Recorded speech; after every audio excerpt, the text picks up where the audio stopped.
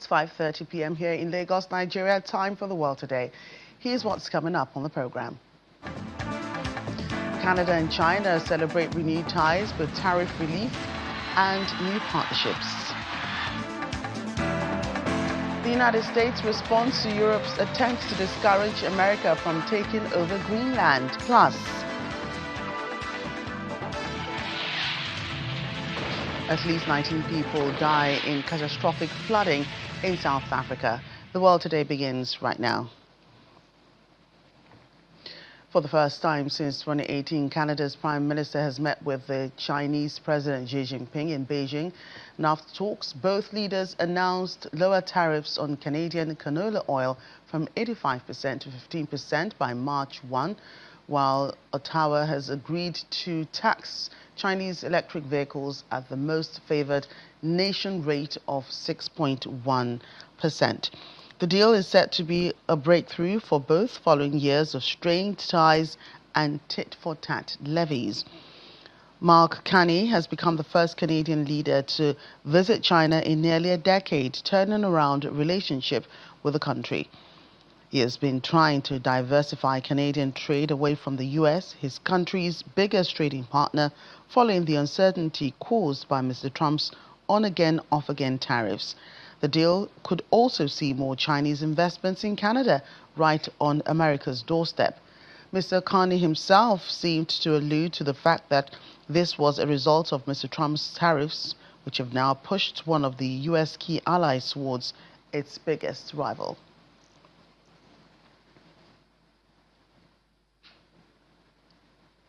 Meanwhile, the Canadian Prime Minister was heard saying to the Chinese president that together they can build the best of this new partnership. President Xi Jinping also telling him that he's pleased by the progress the two sides have made since their last meeting on the sidelines of the APEC Economic Leaders meeting in the Republic of Korea. Under the new partnership, Canada will allow imports of up to 49,000 Chinese electric vehicles at a national tariff rate of 6.1%. Relations between the two nations have faced crisis after the chief financial officer of Huawei Technologies company, Meng Wanzhou, was detained in Canada in 2018 at the request of the United States. In 2024, Canada supported U.S. tariffs against Beijing, also imposing a 100% rate on electric vehicles and 25% on steel and aluminium from China. President Xi, for your hospitality, for the warm welcome that's been extended to this delegation, and for the opportunity that our partnership brings to both our peoples, and I would suggest as well to the world. Mr. President, together we can build on the best of what this relationship has been in the past to create a new one, adapted to new global realities that will deliver stability, security, and prosperity to our peoples on both sides of the Pacific. Well, also reviewing partnerships is Mexico with its neighbors, the United States and Canada. The review of the USMCA trade agreement began after internal consultations late last year and is set to conclude by July 1, 2026. The Mexican Secretary of Economy, Marcelo Ebrard, said at a press conference attended by President Claudia Sheinbaum that more than 100 days of work was put into the review process.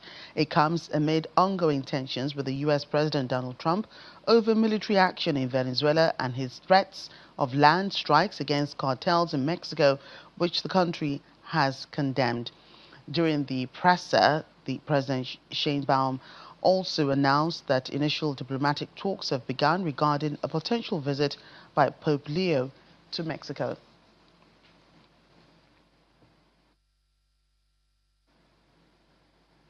In another development, the Trump administration has indicated European support for Greenland will not stop his decision towards taking the island territory. This was made clear by White House Press Secretary Caroline Leavitt at a briefing in D.C. on Thursday.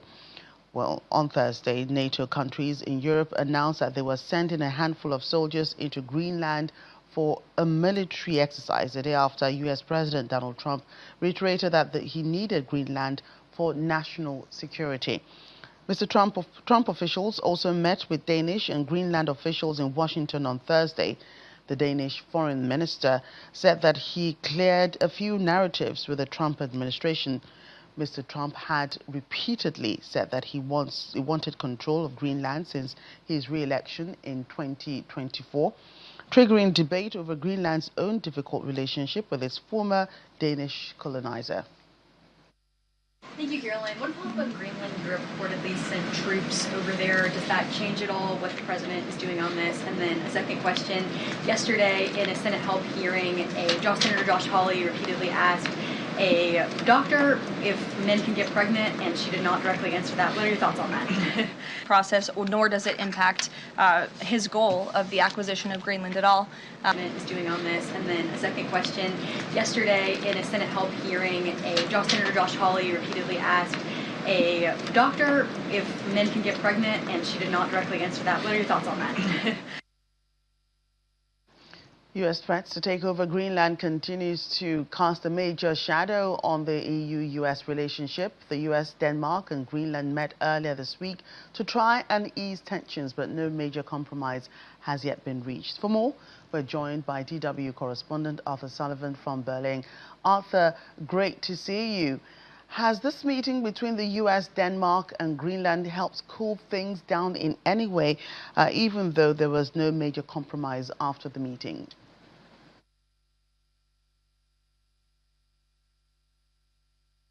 Well, the short answer is no. So this meeting came after more than a week of heightened tensions amid ongoing rhetoric from the US president about what he intends to do with Greenland. Now, he appears to be showing no sign of dialing back that rhetoric. If anything, he is stepping it up. And as a result, this crisis seems to be deepening. The meeting which took place was between the Danish and Greenlandic foreign ministers, US Vice President J.D. Vance and the Secretary of State Marco Rubio. Afterwards, the Danish side spoke of a fundamental disagreement, given that Donald Trump's talk of conquering Greenland is, in the eyes of Denmark and Greenland, totally unacceptable. The Danish Prime Minister probably put the state of things best when she said afterwards, quote, "The American ambition to take over Greenland is intact." Now, the good news is that it was the first formal meeting between these sides since Trump first raised the idea of buying Greenland way back in 2019.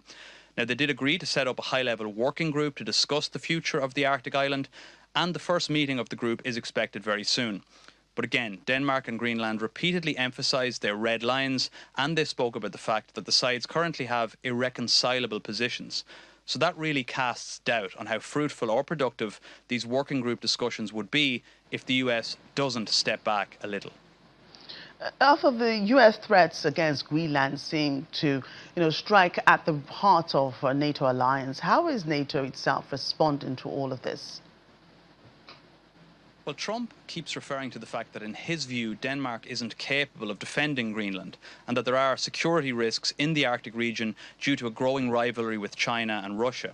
So NATO's European members themselves have been trying to counter that perception.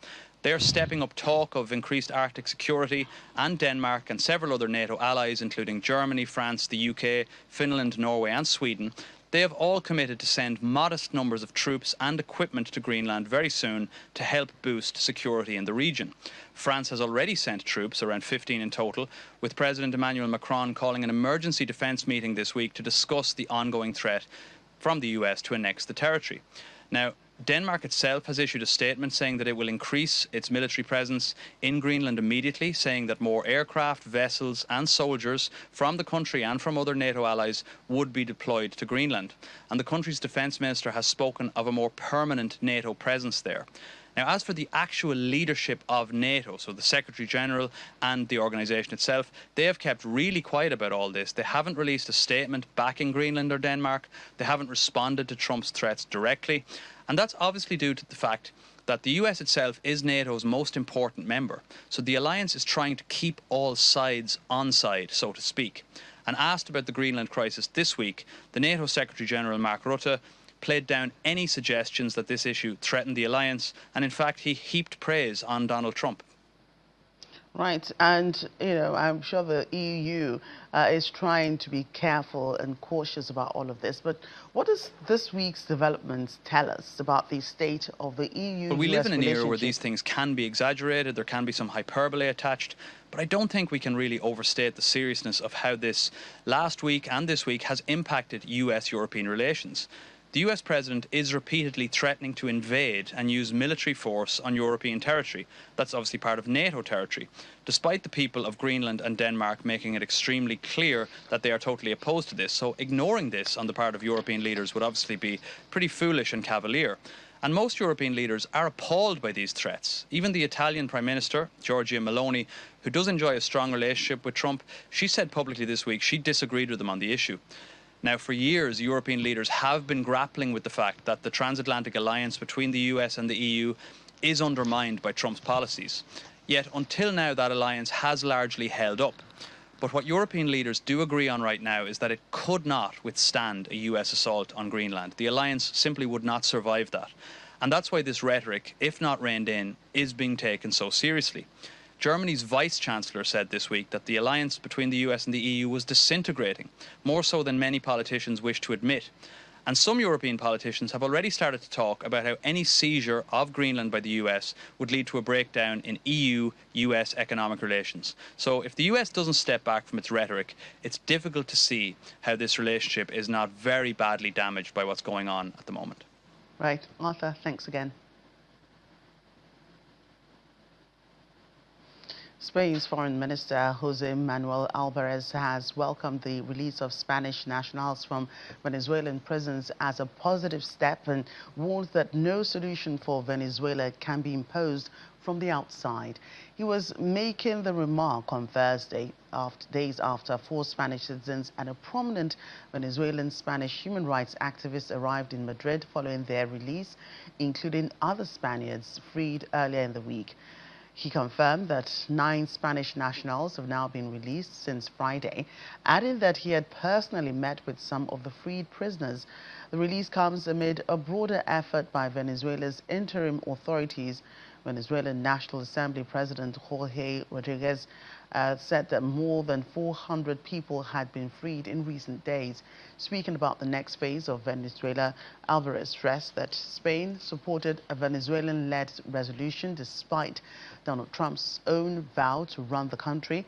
The U.S. leader held talks with opposition leader Maria Corina Machado on Thursday after also praising interim President Delcy Rodriguez.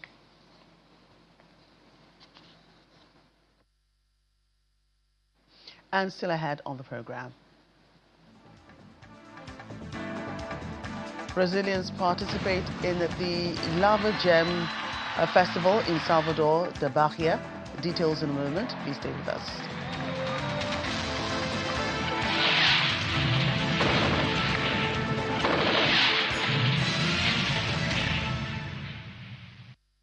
Welcome back. European Commission Chief Ursula von der Leyen has announced that Brussels is moving to deepen the sanctions package on Iran in order to weaken the regime, describing Tehran's response to ongoing unrest in the country as abhorrent.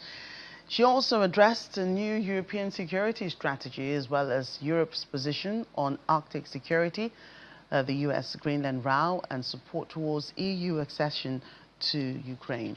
She added that the people of Iran are bravely fighting for change, stressing that the protesters have the full political support and promising to publicly identify all parties guilty of atrocities. She also reaffirmed the EU support for Greenland, stressing that Arctic security is of vital importance to the bloc and that it will work closely with allies, including the United States. It is competitiveness and decarbonization, and it is democracy and partnerships. My first point is on security and defence. Last year, at the European level, we have made more progress in defence than in decades before. We have presented the white paper. We have presented the readiness roadmap till 2030. But we have also enabled the member states to mobilise up to 800 billion euros to make this readiness roadmap really happen, so to implement it and to invest in the gaps, the capabilities that we need. And this includes the 150 billion for joint procurement, the SAFE program. Yesterday we had in the College of Commissioners the first 8 plans, national plans of member states out of 19 member states that have signed up. It was approved in the College, and now it's urgent for the Council to approve these plans to allow fast disbursement. And if things go fast, we could set the record that from the proposal of SAFE in the College till disbursement, we just needed 1 year. That would be fantastic. Elsewhere now, at least 19 people have lost their lives in South Africa as catastrophic floods swept through several northern provinces following weeks of relentless heavy rainfall. This is the latest video we've seen of Mpumalanga, a province in eastern South Africa, showing rivers in full flow and bridges submerged with several roads closed. Official reports say that the powerful floods caused extensive damage, isolating entire villages and destroying hundreds of homes. The floods also affected Kruger National Park, one of the country's top tourist destinations. South Africa's weather service has issued a level 10 red alert, the highest warning, particularly for the northern and eastern regions. With severe weather expected to persist, authorities have warned of a potential rise in fatalities as search and rescue operations continue for those still missing. Wildlife respond quite well in this kind of a situation. They are very adaptive, they're intuitive in terms of these weather patterns. So they usually move to higher ground when this kind of severe weather conditions are coming. So we are not really worried about the wildlife at the moment. However, we must mention that because the rivers are running very fast, as you can see behind me, that some species such as crocodiles might be moving with the river and end up in the areas adjacent to the national park or outside the Kruger National Park. So we are saying to our neighbors, the communities outside the Kruger, to be really mindful of this particular species. And should they see these species, they should not approach them. They would rather report the sightings to the authorities. The infrastructure in terms of the tar roads has been heavily affected. Bridges, low-lying bridges have been affected. And some, accommodation in camps such as Letaba, camps such as Singwezi, up north of the park in the Limpopo area have been heavily affected. That in itself, it tells you that those particular areas will be closed for considerable time and therefore won't be, getting any income from those particular infrastructure. And again, money will be utilized, resources will be utilized to sort of bring these particular resources back into activity. And, the tourism infrastructure has been affected, as I indicated earlier. That's essentially that. Elsewhere in Africa, vote counting is still ongoing in Uganda, but exit polls show incumbent President Yoweri Museveni is in the lead. Based on tallies from nearly half of polling stations, Uganda's Electoral Commission reported today that the long-standing ruler of the Central African nation had taken 76.25% of the vote. Meanwhile, Mr. Museveni's main challenger, pop star turned politician Bobi Wine, had gained just 19.85% and was under house arrest, according to his party, as reports of violence began to emerge. The Electoral Commission says the remaining votes are split among 6 other candidates. Outside of Africa, residents of Petropavlovsk-Kamchatsky in Russia are continuing to grapple with the aftermath of heavy snowfall from powerful winter storms, as the city is buried under towering layers of snow that has made streets impassable. People have been digging cars out of deep snow banks, clearing entrances to apartment buildings and struggling through the massive snowdrifts. The powerful cyclone is set to have brought the city's transport system to a standstill, while the Ministry of Emergency Situations has called on people not to leave their homes unless it's necessary.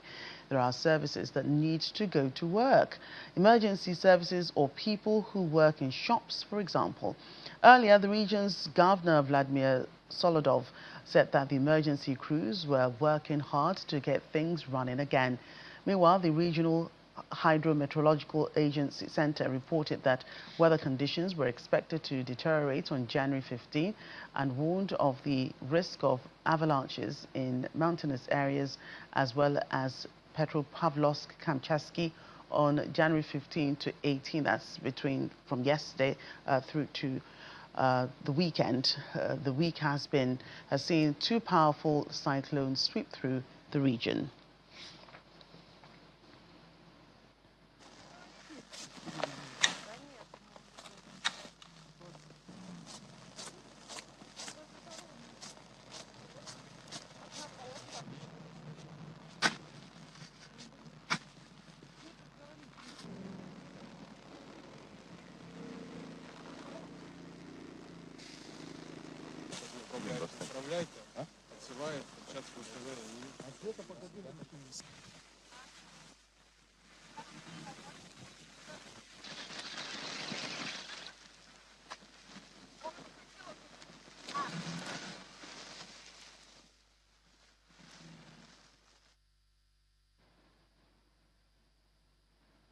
As we close, thousands of people are taking part in the Lava Gem do Bonfim, one of Brazil's most emblematic religious and cultural festivities, blending Catholic devotion with Afro-Brazilian traditions rooted in the coastal city of Salvador de Bahia.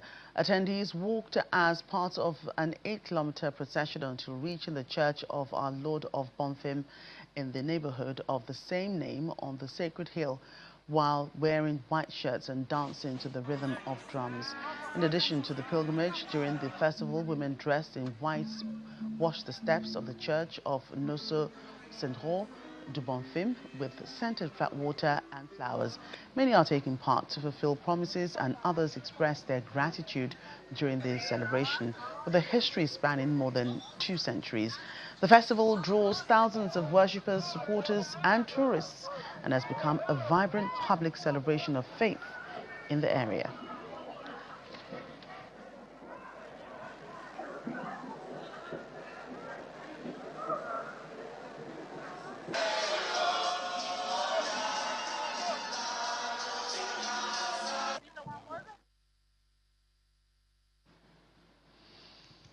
And that's the world today for this week. Thank you for watching. I'm Joker Rogers. See you next time.